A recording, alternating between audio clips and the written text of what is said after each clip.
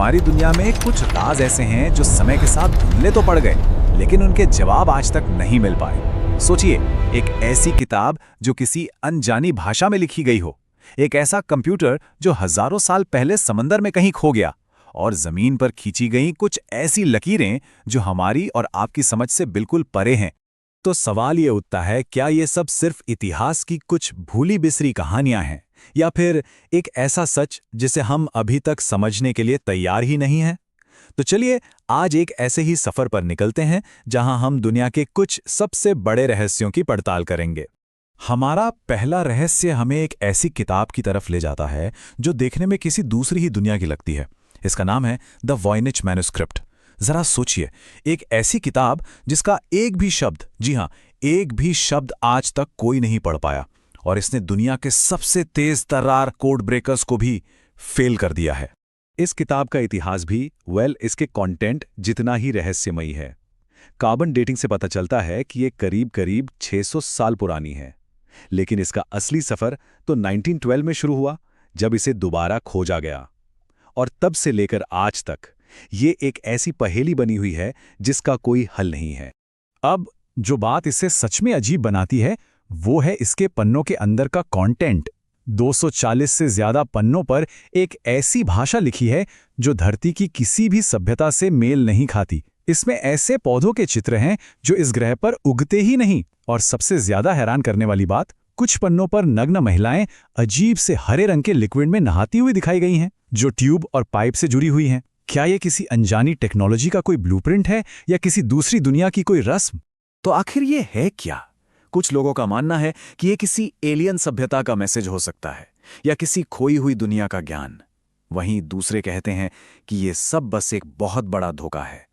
लेकिन अगर ये एक धोखा है, तो कोई एक पूरी की पूरी नई भाषा बनाने में इतनी मेहनत भला क्यों करेगा, जिसे 100 साल से ज्यादा हो गए हैं और कोई भी डिकोड नहीं कर पाया? ये रहस्य आज भी बना हुआ है। एक किताब में बंद रहस्य से निकलकर अब हम धरती पर ही उकेरे गए एक विशाल रहस्य की ओर बढ़ते हैं। ये हैं पेरू की रहस्यमयी नाज़का लाइंस। जरा सोचिए, अगर कोई इस रेगिस्तान में पैदल चल रहा हो तो उसे जमीन पर सिर्फ यहां-वहां खुदी हुई खाइयां ही दिखेंगी।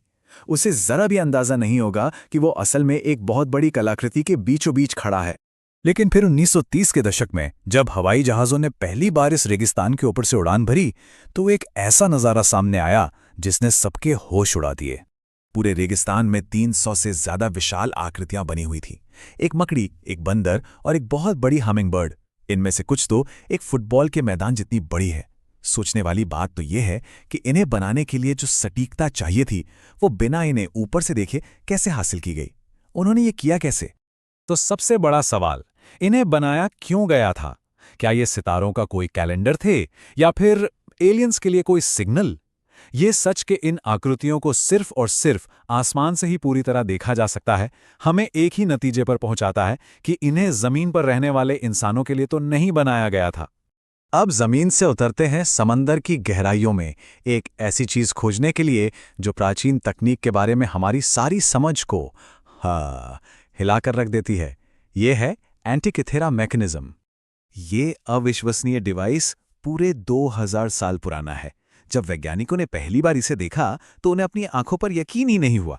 ये कुछ वैसा ही था जैसे प्राचीन मिस्र के किसी मकबरे में एक लैपटॉप मिल गया हो, बिल्कुल नामुमकिन। पता है ये क्या था? ये असल में दुनिया का पहला ज्ञात एनालॉग कंप्यूटर था। एक ऐसी मशीन जो सूरज, चांद और ग्रहों की पोजीशन की सटीक गणना करने के लिए जटिल गियर्स और डायल्स का इस्तेमाल करती थी। और इसकी काबिलियत, वो तो बस कमाल ही थी। ये मैकेनिज्म न सिर्फ ग्रहण की भविष्यवाणी कर सकता था, बल्कि ओलंपिक खेलों के 4 साल के चक्र को भी ट्रैक करता था।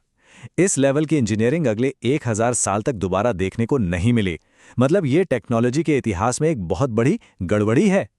तो सबसे जरूरी सवाल तो ये है कि अगर 2000 साल पहले ये टेक्नोलॉजी मौजूद थी, तो ये आई कहां से? और फिर ये ज्ञान अचानक कैसे गायब हो गया, जैसे कभी था ही नहीं? ये एक ऐसी पहेली है जो हमें बताती है कि हमारा इतिहास शायद उतना सीधा साधा नहीं है जितना हमें लगता है। हमारी आखिरी पहेली हमें अटलांटिक महासागर के एक ऐसे रहस्यमयी हिस्से में ले जाती है जिसे बरमूडा ट्रायंगल के नाम से जाना जाता है। या जैसा कुछ लोग इसे कहना पसंद करते हैं, शैतान का त्रिकोण। इसका सबसे मशहूर किस्सा है 1945 की फ्लाइट 19 का। 5 अमेरिकी नेवी बॉम्बर्स एक ट्रेनिंग मिशन पर थे और अचानक गायब हो गए।